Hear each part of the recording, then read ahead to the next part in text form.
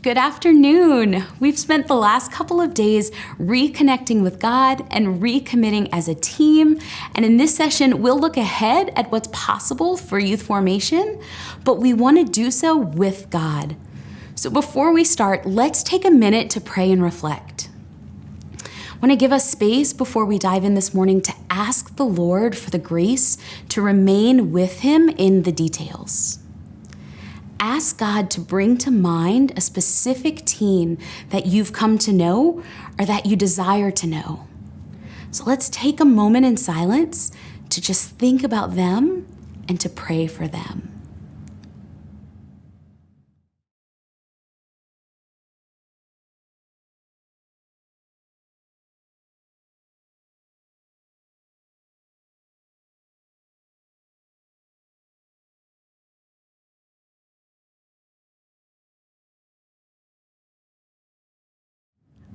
As we begin our conversation, keep in mind those teens, their faces and their hearts.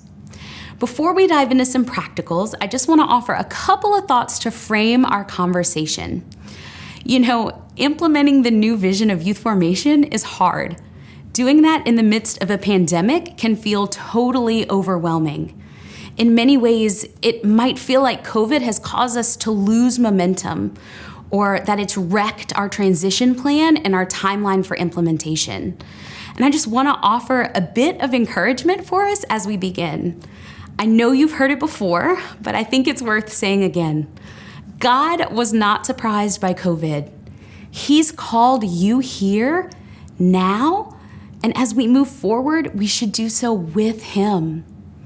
We know that God's been busy in many of our lives and in our parishes, especially in the last year. We've seen the Lord do some really beautiful things throughout this process, and we trust that He's going to continue to do those beautiful things even in the midst of times like these. As we find ourselves trying to navigate ministry in these uncertain times, it's important that you know that the vision and the mission have not changed. Our approach will certainly have to look different. We'll have to be creative. But at the heart of it, we're still aiming to make disciples. We still desire to form our young people intellectually as well as humanly, spiritually, and communally. We want to help them encounter Jesus and to grow in relationship with Him. We want to help foster authentic relationships with each other and with adults who care about them. That is still the goal. And I would venture to say that our teens need that more now than ever. More than teachers, they need adults who love them, who are praying for them and with them, who are accompanying them, and who are models of holiness in their life. Now more than ever, our young people need us. We want to accompany them on this journey. We want to be able to meet them where they are and to help them take one step closer to God. Now, there is no doubt that this is going to take some creativity. It's going to take patience and a willingness for us to adapt. It's going to mean trying new things, not in a way that just blazes on without boundaries, but in a way that moves forward with consultation with the team, with your pastor, and moves forward with intentionality, and most importantly, with the Lord. So I want to give us another opportunity to pause and to recall for a minute all that God has done in our lives and in youth formation, especially in the past year. I know for me, with the way that last year ended so abruptly, I wasn't able to take time to reflect on that year and to thank God for all that He had done. And so now as I take time to consider the graces of the past year, I'm reminded of the shy teenage girl who has grown to trust us enough and begin to open up. Now she's the young lady who lingers after life night to chat and share what's going on in her life, so much so that her dad's calling from the parking lot and telling her to get a move on. That is such a gift. I'm also reminded of the adult mentors and all that they share in the ways that they have grown closer to God than ever before. I think of my own experience of community and how my relationships with members of the team have influenced me in deep and profound ways, and how God has used those relationships and the team to draw me closer to Himself, to increase my love and vulnerability and an intimacy with Him. And if I'm very honest, I didn't anticipate any of those things. I didn't always see at the time how those things were going to happen or could happen. But God has been so faithful, and He continues to be faithful, even in the midst of all that is before us. So as we take a minute, I invite you again to pause and take time to recall how God has been moving. Ask the Lord to show you, and share with each other a little bit about what you've noticed God doing in youth formation. Where have you noticed Him personally, communally, as a team, or with the young people and in their families?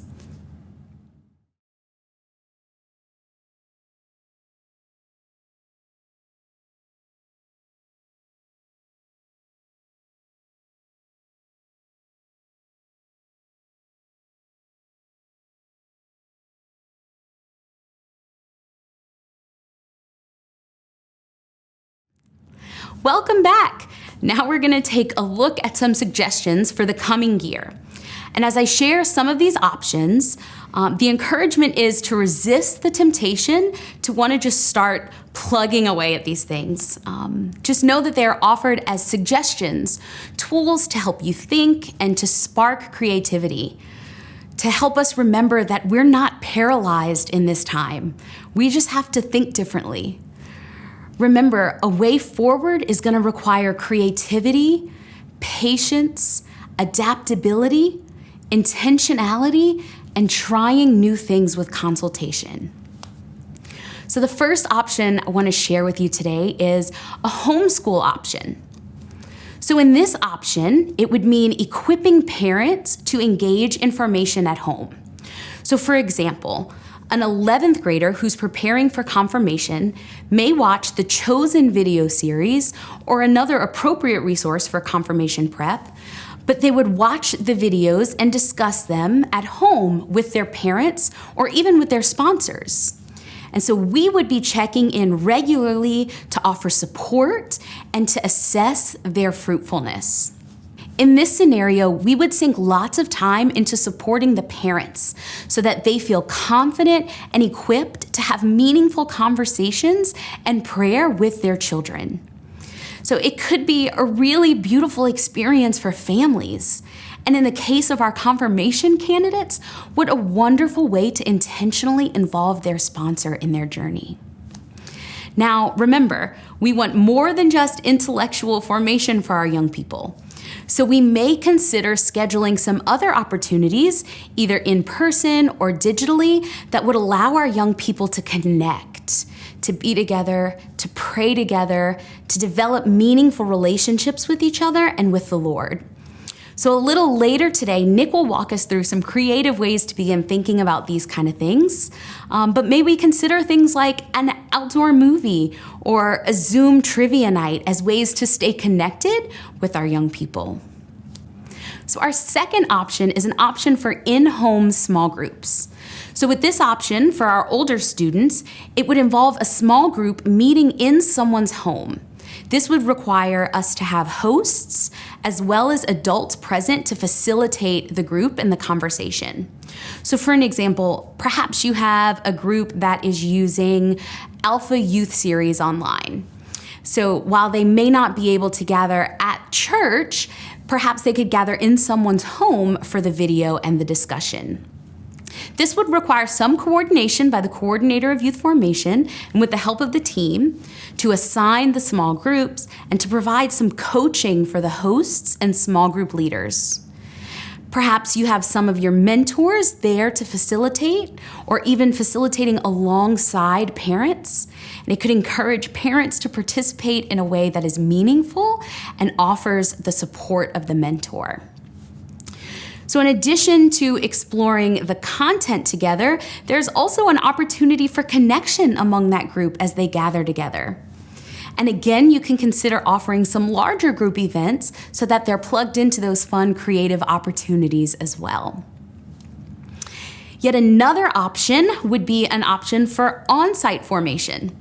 So this is the option that is closest to our normal formation. So the kids would come to you, they'd come to the parish. That would mean, of course, that we're observing all COVID restrictions that are in place at that time.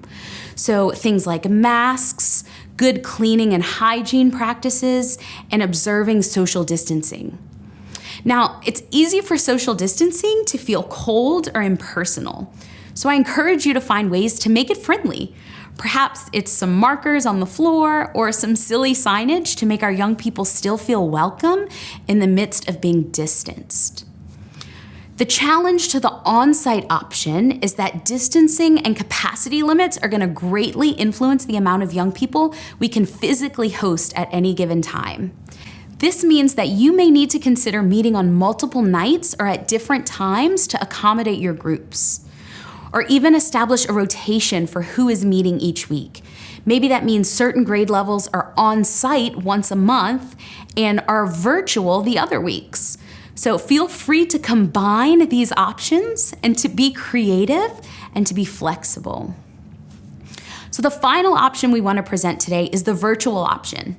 So in this option, small groups are meeting via Zoom or other approved platform. And I know that going virtual is intimidating. I've heard from a few of you, I've heard you express that you feel like you are not equipped to offer any digital options. And I would say that I think that you're more capable than you think. So when your group is logged onto Zoom, there are ways that you can watch short videos together and discuss them. Or you can even consider assigning videos ahead of time and then have a scheduled time to video chat for some conversation and prayer time together. It does take some coordinating in assigning the groups, scheduling meeting times, and providing links and information to all members of that group. But even if you as the CYF don't feel equipped to do that, I bet there's someone on your team who's more comfortable with the digital option who would be willing to take charge and help you with those things. I would consider with this option as well, offering some occasional opportunities for some fun. Either invite teens to an appropriate in-person gathering or event, or there are tons of fun Zoom-based games and activities that could be intentionally worked into the schedule. That time to connect is so important, especially now. We've developed guidelines for social media and digital outreach that will definitely be available to you and help you navigate the safety of going virtual. But I just want to offer us a simple point today. All safe environment regulations that apply in person also apply online. So for example, we know that in person, we require 2 adults to be present with the teens. So the same is true and should be observed when working with Zoom or other digital platforms. So just a couple of other things I would like to offer for consideration in regards to our way forward. When we're planning, another thing to consider is the possibility of a delayed start. Picture this. Imagine you began formation with the teens in January and had the fall to intentionally build a firm foundation for formation. What might that look like in your parish? What would that look like in December? And what might that look like come May? There's a temptation to feel like delaying until January is somehow leaving the children behind. But if we are truly prioritizing the fall months to invest in the team and even in the parents, we would not be leaving the children behind at all. In fact, I think the opposite would be true. We're investing in the things that are fundamental to the growth and formation of our young people. And perhaps the pandemic has just given us time in the calendar to do this where we have not previously had time. So some fall priorities could include intentionally investing in the formation of your team. So what does that mean? Well, just as you recommitted as a team this weekend and recommitted to your own personal relationship with God, While you may not be meeting with teens, you could be regularly meeting as a team in the fall. So you're still together in community. You're still coming together for prayer and formation. Disciples make disciples. And we want to foster discipleship and a culture of community among your group so that we can invite young people into that. We want to focus on a healthy team so that we can model holiness for our teens. What would our team look like if we were intentionally making time for the team to grow in relationship with each other, in relationship with God, and in confidence in ministry? So as we take some time to pray and discuss, I encourage you to resist the temptation to figure out exactly what this year looks like, but instead to think about the young people who came to mind in the beginning of this session. God is still moving. He is still working, and He desires great things for that young person this year.